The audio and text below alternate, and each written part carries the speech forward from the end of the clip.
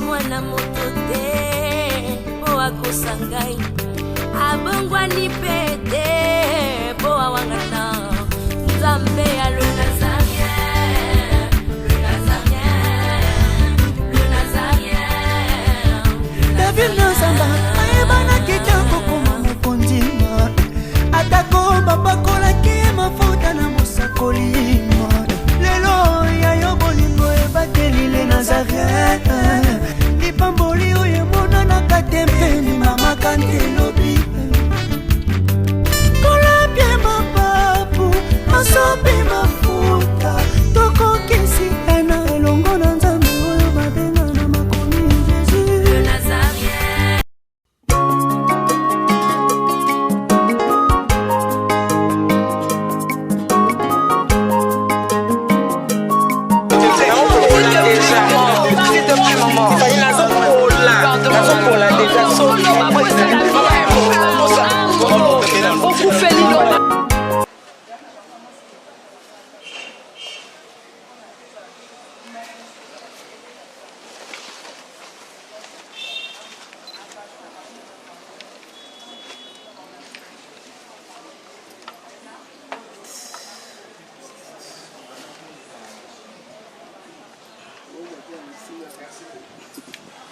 Président Franck.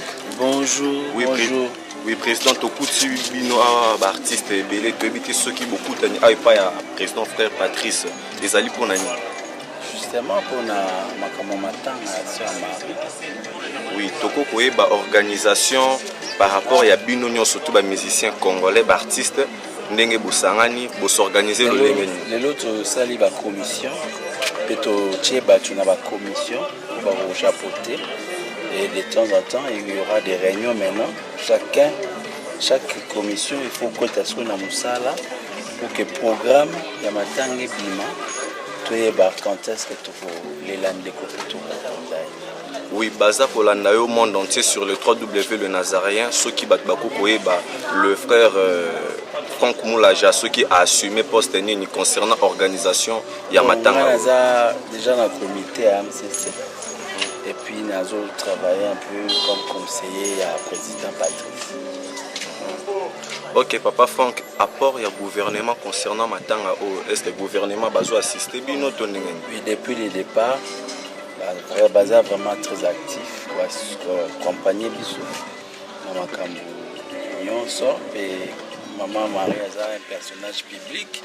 C'est avec les gouvernements de trouver le programme, les places tout ça. Surtout à mesure de décider, c'est l'autorité qui va décider et orienter tout ça. Oui, papa Franck Moulaja, Sangoana est recommandé la queue, ça la queue le lengeni. On fait ça à la place. Qui est dernièrement à Gabon, le champion est passé. Je l'excelle pratiquement 4 ou 5 jours ensemble. Vraiment, c'est là qu'on a été vraiment marqué. Comme vous avez belé, vu le temps.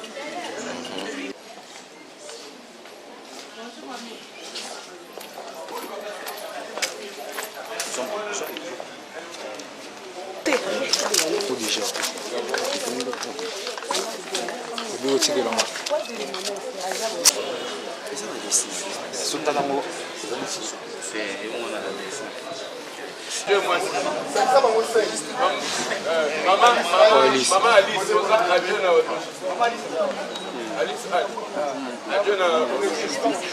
Chaque Congo a des TV et Bélé.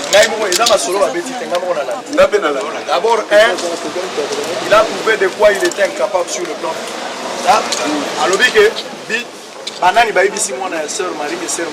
Ça, c'est un jeu que je ne peux même pas suivre. Mais dans l'Andié, à la collecte, officiellement, il y a un bon mot de porte à porte, la combo ya Serma. Au Pessingaï, commission et sécurité et renseignement. Nalingi bopesanga pouvoir ya kopesa ye mbano ye liboso ya commissaire provincial ou bien chargé à renseignement. Ça c'est deux. Makamuso yo salama ya likambu ya ba journaliste nalandi na RTVS. Ba journaliste dimanche Charlie Prince et les autres na Gaston na Mbakaba na basi basali biloko na bango pour dire n'importe quoi au sujet ya makambo bato oyo bayebi ke tant ser mara zaki bamanda osolisa ete bayala matanga te. J'ai suivi ça wana eza langage à séparation à ya racisme à dater d'aujourd'hui par le pouvoir que le président et la commission me donnent. Vous devez savoir que ceux qui sont journalistes à la télévision, caméraman, tout celui que je trouve à des forums d'information, sans pour autant se référer à la commission, pour avoir des sanctions juridiques. Oui.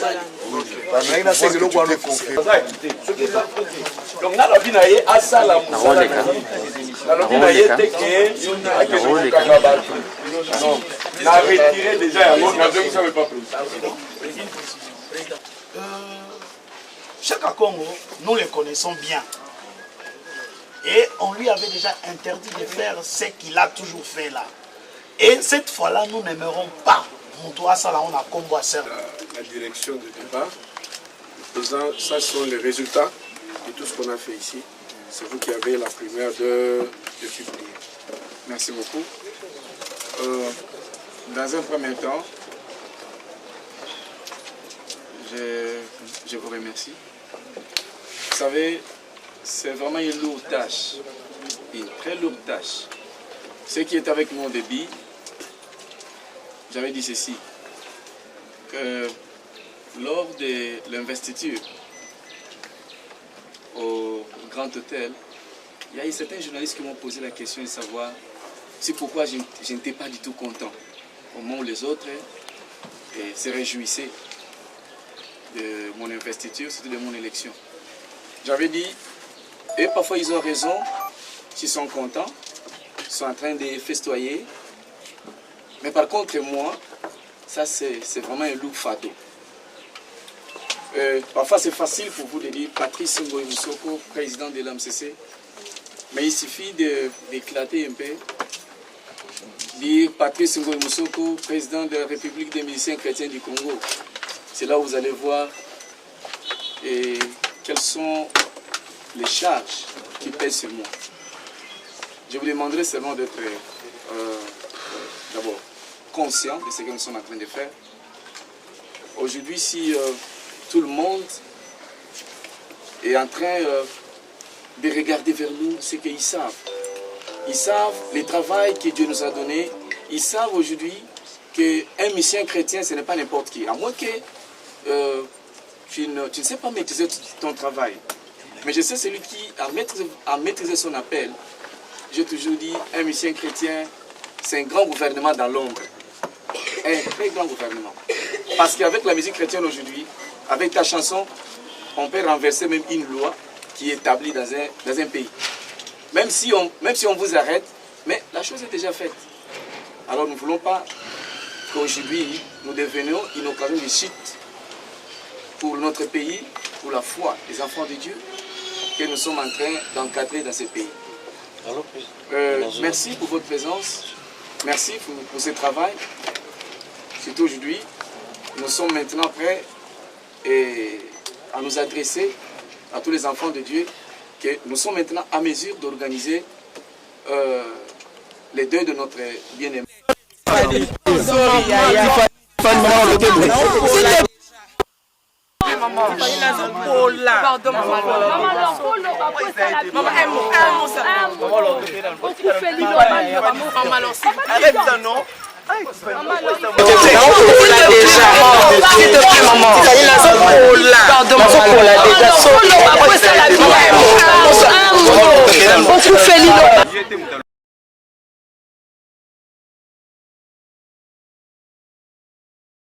Papa Paul. Bonjour maman. Ça fait bail hein. Vraiment. Oui, papa on est déjà latinement en mort, hein, donc tout ça en matanga, Naba Christou, mes condoléances. Merci, merci. La personne de Sœur Marie Missamou et le Bélioni. La personne de Sœur Marie Missamou et le Bélinga Mingi, parce que namoni nenga ye, namoni nenga sali, namoni nenga kei. C'est une fille, comme je l'ai dit à vos collègues, qui était très libre d'esprit, qui tenait à faire ce qu'elle voulait faire et qui voulait orienter carrière autrement. Elle voulait plus paraître et faire le beau. Il y a un moment où il y a un clip, on a un style, un film différent. ya naki quoi que chrétienne azala na trempe ya ba grand renom ou ya féminin ou bana monde. Voilà, je ne sais pas est-ce qu'elle participe à la réunion. Oui. Oui, ils ont tous les autres maman. Biso tu as la réponse parce qu'ils ont dit qu'on a bino la sœur Marie Samu au cas qui sont malade Tony Abeli Nini a fait lini. Naza na médecin te maman. Na consultant qui paye te. Pour les malades il a coupé lango. Mais nous à la malaria, ils à la mbasu. Ils à la nyamalimu ya maladie. L'essentiel est que maman la biso ya na biso le qui na biso a koufi. C'est ça l'essentiel. Voilà. Moi je vois pas malade yango erosa la biso de tika na bomo nini. Poto mi bata tozo malaria te. Poto za cardiaque te Marie Misambo a koufi. Ngongane kokaki, il y a un temps pour tout et il y a un temps maintenant le temps était pour qu'elle parte. Souvenir ni na mukuse même dans une témoignage ne peut s'assurer yona ye. Yangana ye Marie a une école langa. Ngaza école mona Marie. Aobe nga yampang. Donc na monoko biso yaya. Et souvenir ya lipanga saki album nanga ya Amour infini na Bobongo ya ça na Zerea. Alors Amé Manze Momo Boye, j'aimais beaucoup ces chants là. Chaque fois que mon na yembe la gamu ya bina. Et voilà, c'est comme ça. Merci, hommage à la sœur Marie Musamu na mukuse nzembo na ye. Nzembo Marie ebele. Kasi yemba te. Ebele. Kasi yemba te. Je connais aussi non, on a ébani. Seigneur,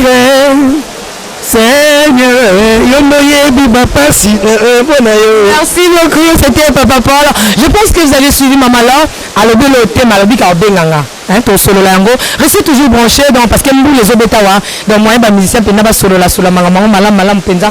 Et ça penza mingi tema. Restez toujours branché ba tunio surtout Canada, Suisse. Bo benga kinga bo tunaki Maman là, je pense que bo moni bo tunaki ba bele. Je pense que bo moni bato ne surtout bino bo tunaki kinga mais restez toujours branché dans to koki vraiment ça msala na ndenge to kana kite parce que besoin on a commenté ce que na peut-être sur caméra je sais que zoa ndenge mbula et beti donc la pluie c'est la bénédiction parce que après la pluie il y a bavant il y a malamu na et yebi je ne sais pas loi il y a grande sœur na salon tozana kat na isengo parce que la sœur nous a précédé dans la gloire yango wana s'il vous plaît yebisa biso nano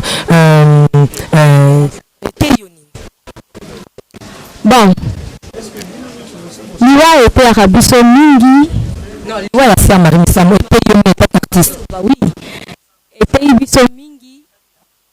Merci. Et comment la santé? Ça va par la grâce de Dieu. Mais aujourd'hui, ça matin, papa? Nazali. J'étais un peu en déplacement, mais Nazomaki depuis le but, ça va, je suis là. La personne de la sœur Marie Samu et le Bélaon. Ebele, c'est vraiment une sœur où Nalingaki Mingi. Nalingaki Mingi, nayebi que tango ngane tondo kutana ezaki penda ba blague, andako tumbolanga mingi parce que l'une de ses chantres totangaka na ina. Donc nalingaka mingi. Olingaka mingi oui, tolingi tozoka na mukuse témoignage ko ko témoigner si réellement alingaka yo po lingaka ye. Oui, mais yango na solo ba donc c'est une sœur alingaka ngape mingi, ngape nalingaki mingi. Musique na lingaka mingi. C'était vraiment moto ceux qui avaient ça la mosala na ndoko sala na motema mobimba. Et puis bah arrangement na ye comme vraiment on est ko bongisa la musique na ye c'était ezaki bien mingi. Et puis nzembe pa ba ko sala ba ki ko toucher na mingi. On peut dire que tu trouves salami la musique chrétienne, Togo le bango. Ben Togo le ba trouver salami parce que on a pris Maman Marie Misambo musique qui n'est wana ba inspiration na ye onction na ye le lengenza ba on est utiliser azali sous-souté dans ce sens là tu vois que trouver ça parce que on va plus bénéficier de grâce aux alaki na l'école na bemoina. Merci beaucoup, je pense qu'on aura le temps de parler beaucoup dans la rubrique hommage la sœur Marie Misambo na mukuse nzembo na ye. Salelanga bikamo yawe Salelanga bikamo yeso Aleli bikamo. Merci beaucoup, restez toujours branchés. Merci beaucoup. La personne de la sœur Marie et le Bélonné. Marie Moussamou, d'abord moi Nzambi, artiste le Kolo Biso, Sali Moussala Mounene, icône Namboka Oyo, Nzambi Alikolo, Mouniaki Moussala Yasala qui peut Biso Batotika Nabilema. Sali Moussala Kitoko, Pe Moussala Nezo, donc c'est vraiment une sœur. Vraiment le 16, le 17, le 18, aujourd'hui c'est 3 jours depuis que la sœur Marie nous a laissé. Organisation selon yo. Normalement. Très bien. Très bien, pourquoi? Parce que l'objectif de tout ça, qui tout l'accent à Batunion, c'est que les musiciens chrétiens sont séparés, sont divisés. Et c'est la seule maman Chabagnon, c'est la Moussala Isika Songolo. Place Songolo, maman Laura, ça, Bissonioso, va comprendre que tout. Et ça, les bisous, madame Mingi, est en réunion pour citer le monde. Donc, il est qui toque. Qui est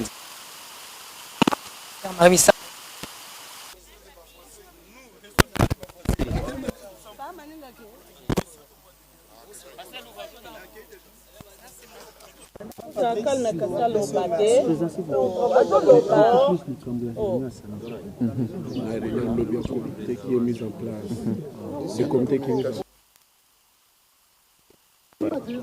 Bientôt, on va annoncer le programme officiel.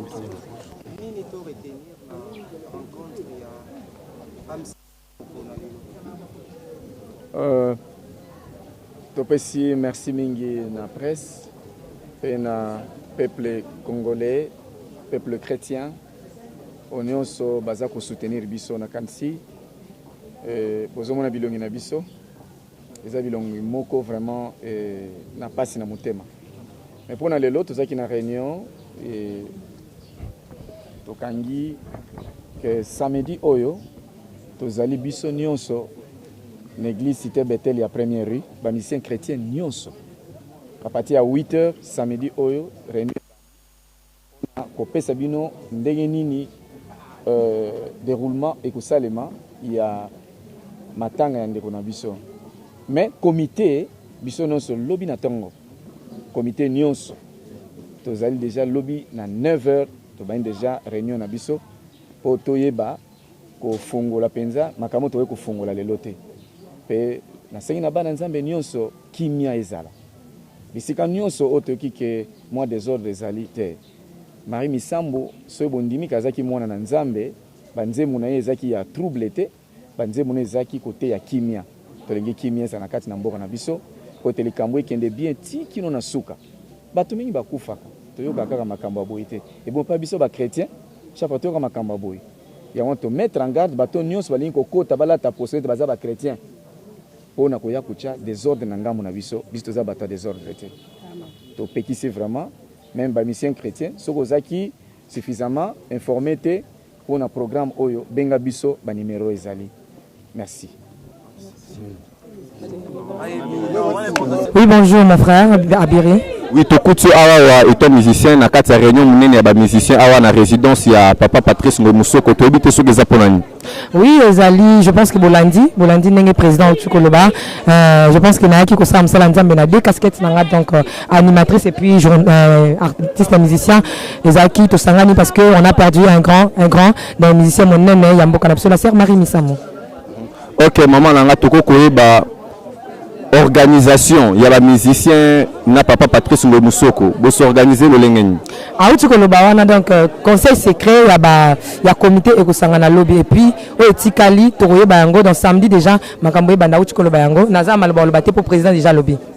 Non, ils ont une relation à grande sœur hein na lekinae c'est ça. OK, moi a capella moko ya musique o ya yo lingara mingi. Motema zotindanga na likambo utina motema.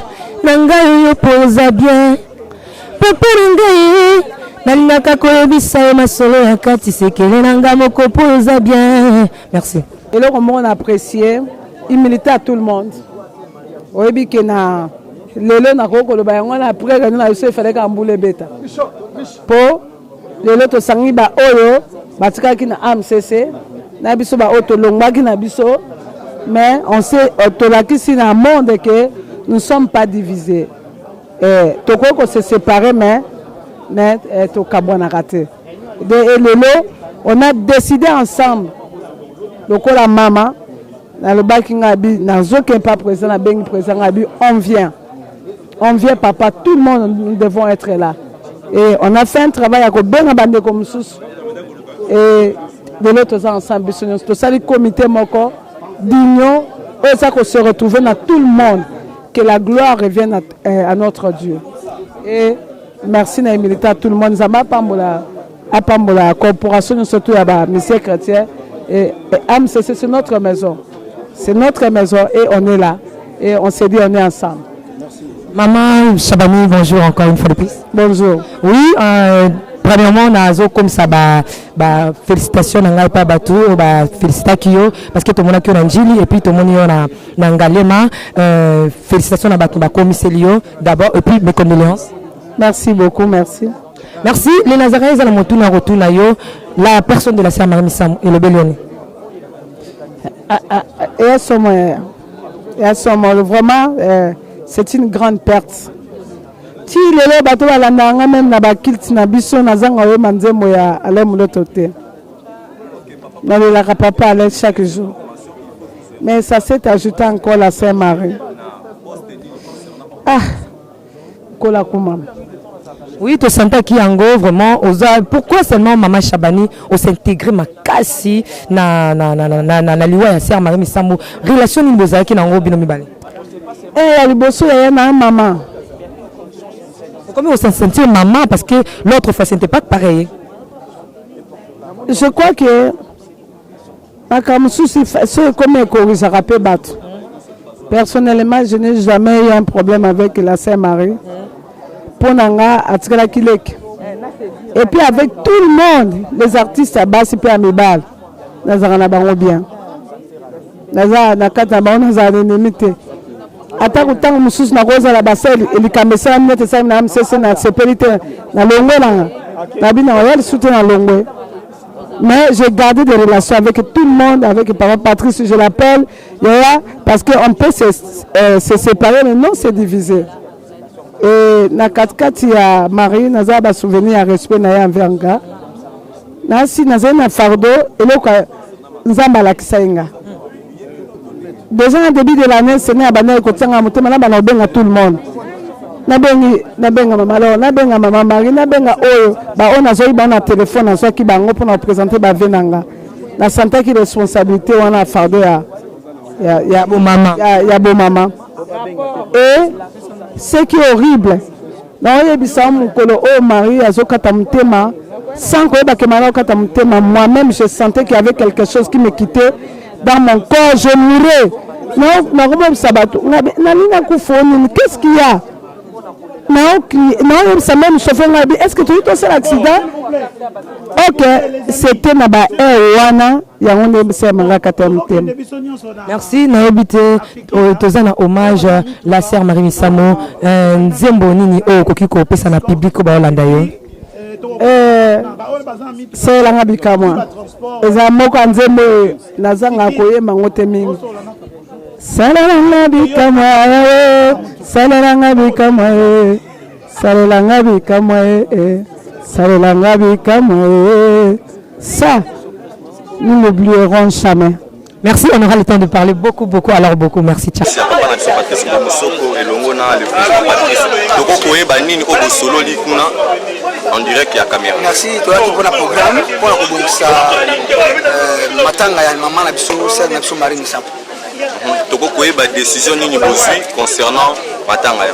Décision za que to bongsi na programme na ba batamutazo soit poste ne ya kusala matanga sale mabie. Et bana nzambe za la kimia ko sala matanga Marie Missambo za patrimoine national za li ko na mboka o to ko sala ko le na longite. Faut place pour bana nzambe ba ko na kimia et mais pour na mutali place na jour to ko no sangote pour les na maboka ya gouvernement. Et bango ba le bazar ba ju par wana ba bon ça joue aux amalam autour de la Sainte Marie. C'est un peu ça. Est-ce que papa na biso Pitu Mwanza a assumé poste et rôle nini concernant organisation ya matanga o?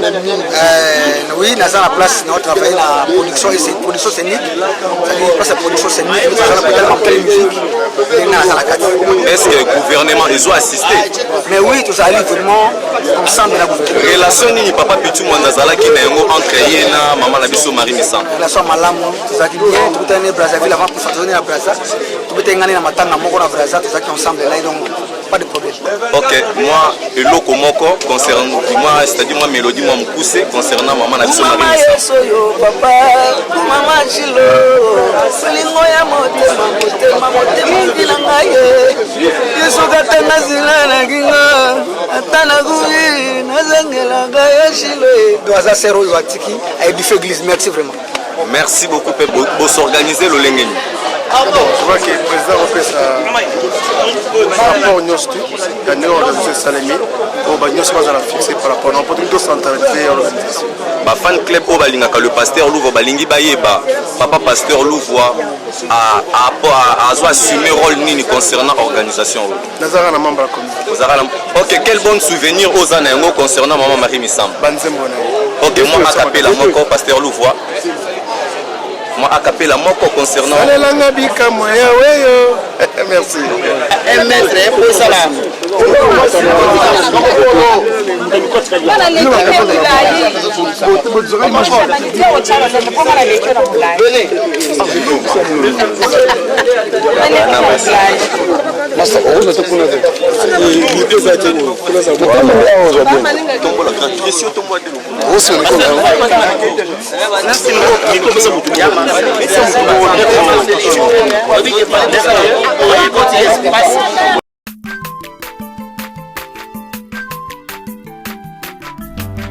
aza mwana moto te po akosa ngai abongwani mpe